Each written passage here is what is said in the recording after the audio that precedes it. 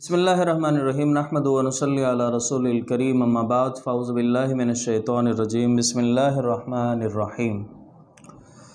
سامعین کرام، 7ویں سپارے کے مختصر مضامین کے ساتھ حاضر خدمت ہیں حضرت ابن عباس رضی اللہ تعالی عنہ۔ آپ نے فرمایا کہ جب نبی کریم صلی اللہ علیہ وآلہ وسلم کے اصحاب نجاشی کے پاس پہنچے اور انہوں نے قرآن سنا اصحاب کی زبانی، تو ان کے علماء اور راہبوں نے جب اس قرآن کو سنا تو قرآن نے ان کے اوپر اثر دکھایا۔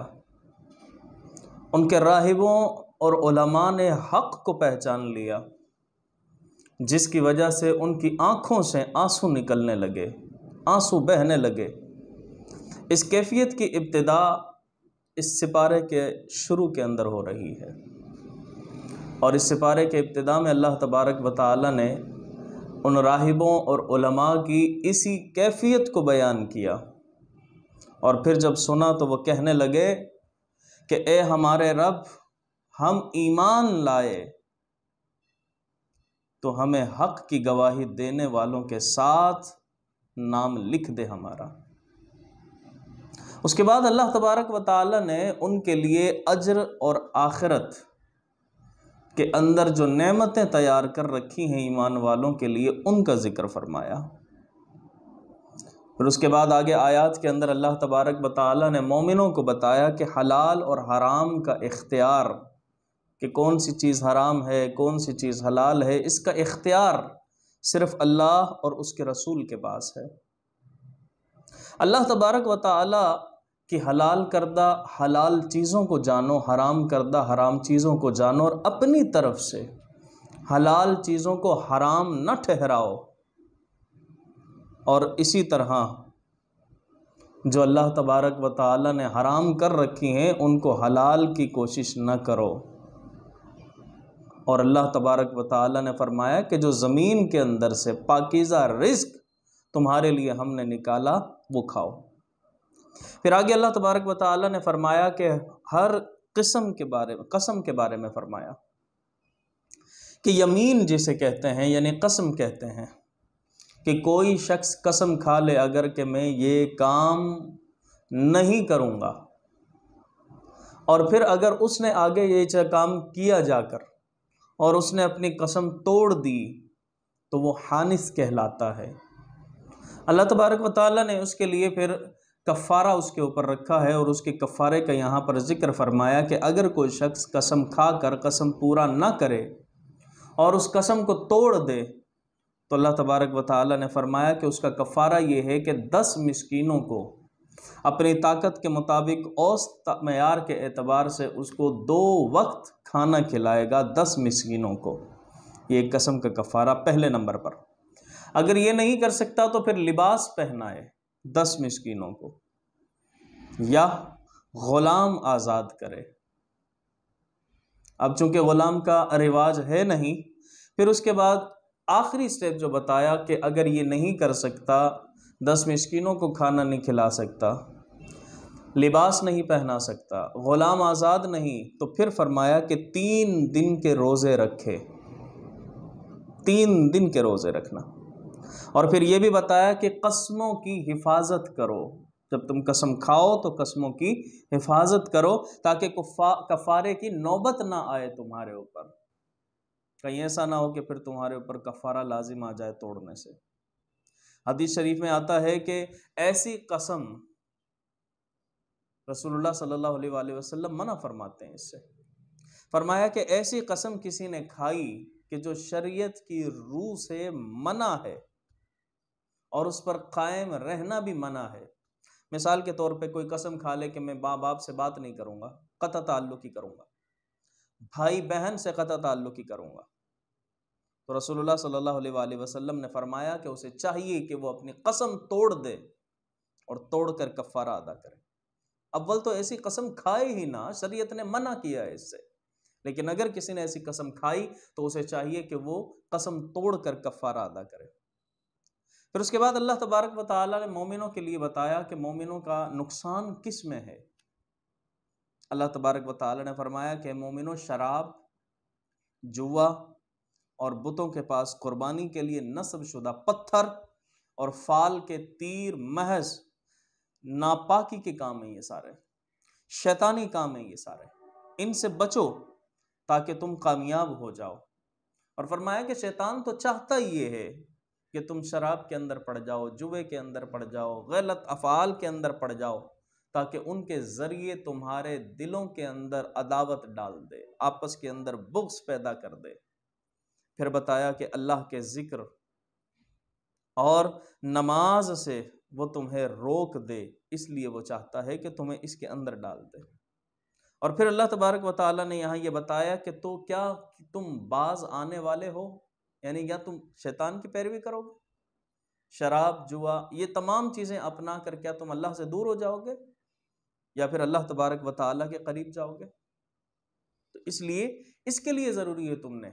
شیطان کا مقابلہ کرنا ہے اور اس کے تمام حربوں کو ناکام کرنا ہے۔ پھر اس کے بعد اللہ تبارک و تعالیٰ نے شراب کو قطعی حرام قرار دے دیا اور اس کے نقصانات بھی پھر بتائے خالق کائنات نے۔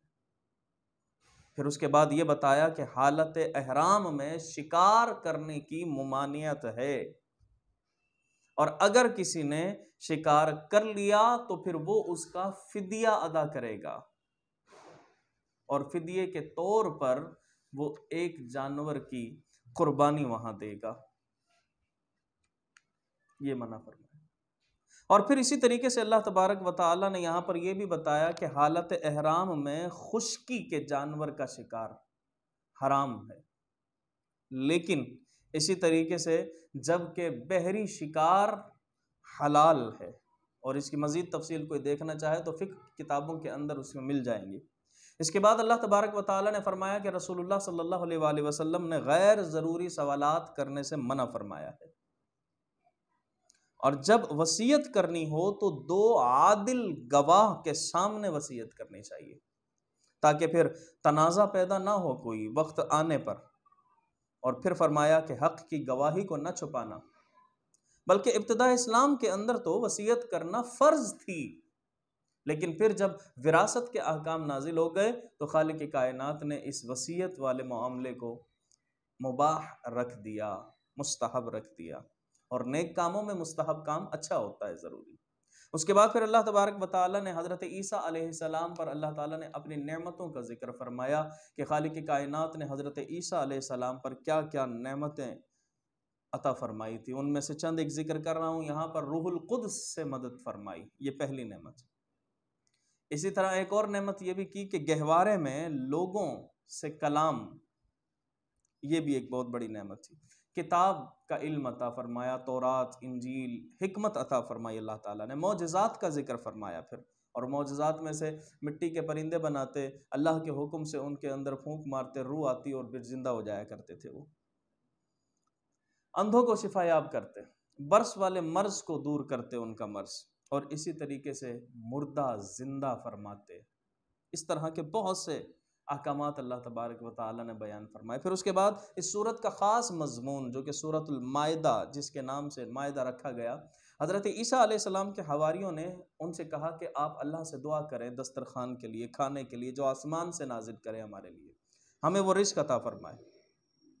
حضرت عیسیٰ علیہ السلام نے دعا کی اور عرض کی کہ اللہ تو ہم پر رزق عطا فرما آسمان سے، اور وہ رزق ایسا ہو کہ جو ہمارے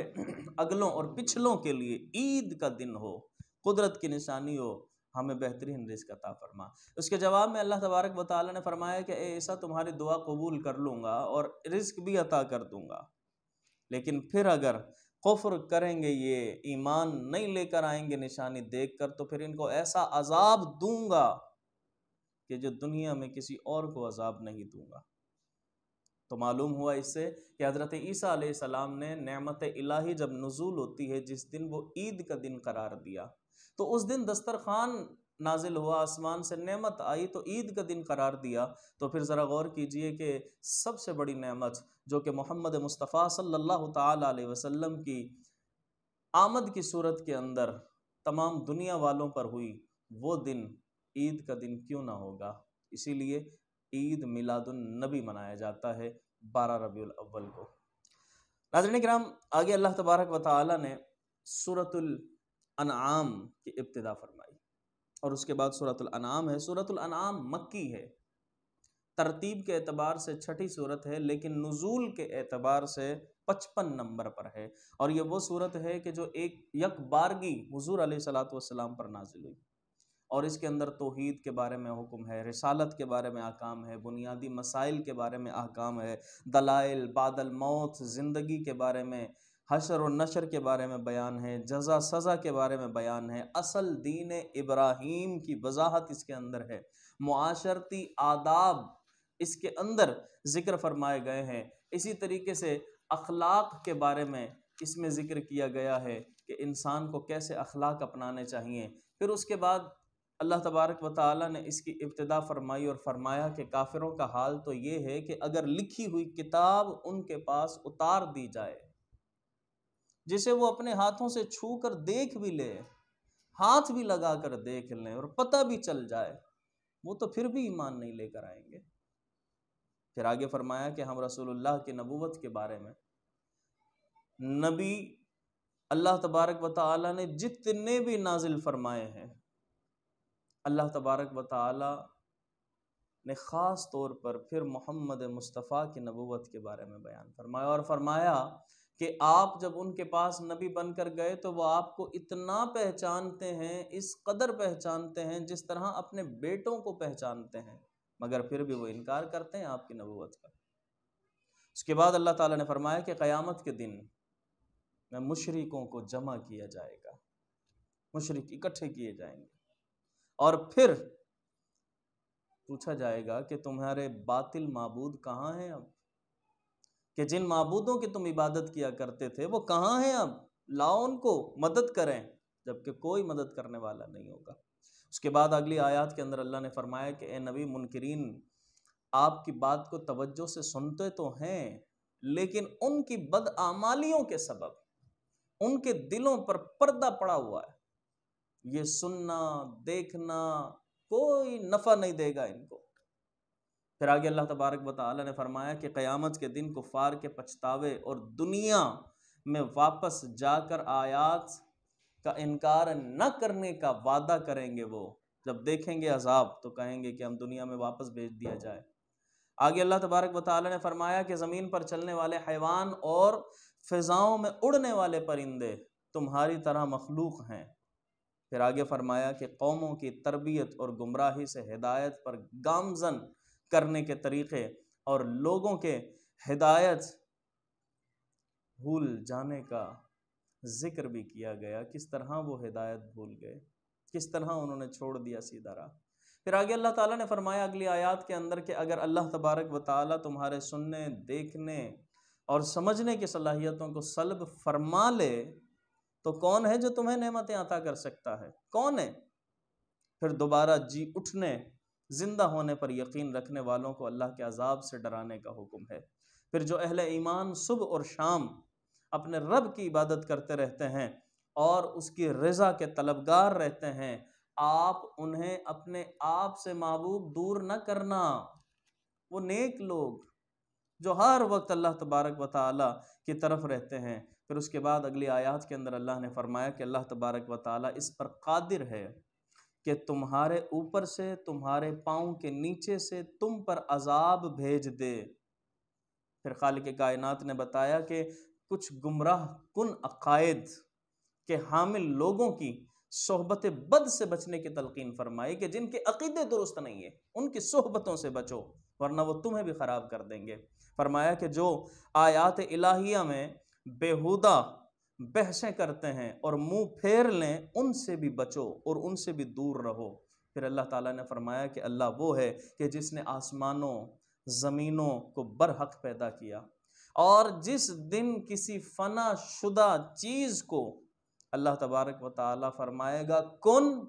فیکون، کہے گا کن ہو جا تو وہ ہو جائے گی۔ پھر آخر میں حضرت ابراہیم علیہ السلام کا قصہ ذکر فرمایا اور انہیں یقین کامل عطا کرنے کے لیے ہم نے انہیں زمین آسمان کی بادشاہی دکھلائی، کائنات کے نظام کے اسرار اور رموز اور اس کی حکمتیں بتائیں، اور پھر کس طرح مصلحت کے ساتھ انہوں نے قوم کی اصلاح فرمائی، اس کا ذکر ہے۔ اور پھر اللہ تبارک و تعالیٰ نے اس سپارے کے آخر کے اندر بتایا کہ بہت سے نبیوں کا نام ذکر کر کے بتا دیا کہ یہ سارے کے سارے نبی، پچھلی قومیں جن کے اندر فرق کیا کرتی تھی، وہ سارے کے سارے نبی صالحین میں سے ہیں، ان کا عقیدہ اللہ تبارک و تعالیٰ پر تھا اور یہی ہدایت کے لیے آئے تھے۔ بالکل آخر میں سپارے کے اللہ تبارک و تعالیٰ نے فرما دیا کہ یہ لوگ قسمیں کھاتے ہیں، قسمیں کھاتے ہیں یہ لوگ کہ نشانیاں آ جائیں گی تو ایمان لائیں گے، مگر یاد رکھو اے ایمان والو، یہ پھر بھی ایمان نہ لائیں گے۔ ان کے سامنے نشانیاں اگر آ بھی گئی تو پھر بھی ایمان نہیں لائیں گے، اور یہ اسی طرح انکار کرتے کرتے دنیا سے رخصت ہو جائیں گے، چونکہ ان کے دلوں پر مہر لگی ہوئی ہیں۔ سامعین کرام، یہ تھا 7ویں سپارے کا مختصر سا خلاصہ اور اس کے مضامین۔ اللہ تعالیٰ سے دعا ہے کہ ہمیں قرآن پاک سمجھنے اور اس پر عمل کرنے کی توفیق عطا فرمائے۔